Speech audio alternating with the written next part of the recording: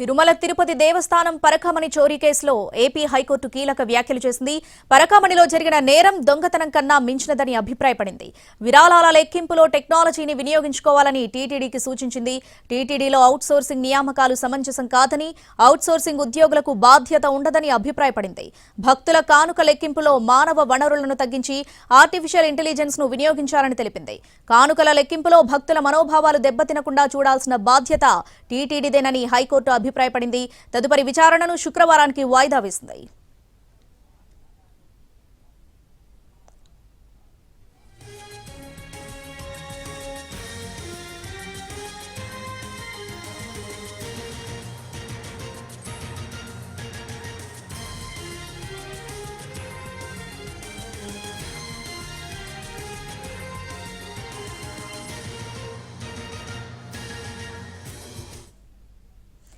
తిరుమల తిరుపతి దేవస్థానం పరకామణి చోరీ కేసులో AP high court కీలక వ్యాఖ్యలు చేసింది. పరకామణిలో జరిగిన నేరం దొంగతనం కన్నా మించినదని అభిప్రాయపడింది. దీనికి సంబంధించి పూర్తి అప్డేట్స్ మా ప్రతినిధి శ్రీకాంత్ అందిస్తారు. శ్రీకాంత్, టీటీడీలో పరకామణి చోరీ కేసుకు సంబంధించి దాఖలైన పిటిషన్ మీద ఇవాళ విచారణ సందర్భంగా హైకోర్టు కీలక వ్యాఖ్యలు చేసింది. ప్రధానంగా కూడా ఎవరైతే అవుట్ సోర్సింగ్ ఉద్యోగులు ఉంటారో వాళ్ళకి బాధ్యత ఉండదు, వాళ్ళ బాధ్యత రాహిత్యం కారణంగానే అవుట్ సోర్సింగ్ ఉద్యోగులు బాధ్యతగా వ్యవహరించకపోవటం వల్లే పరకామణిలో ఈ చోరీ ఘటన జరిగిందని వ్యాఖ్యానించింది.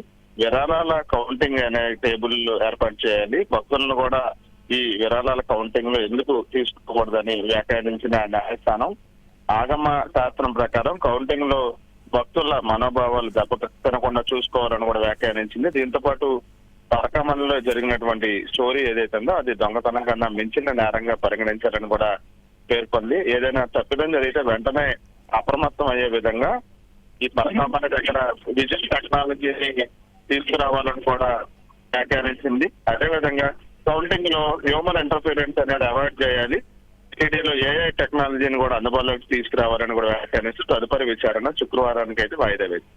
Right Srikanth, thanks for the updates.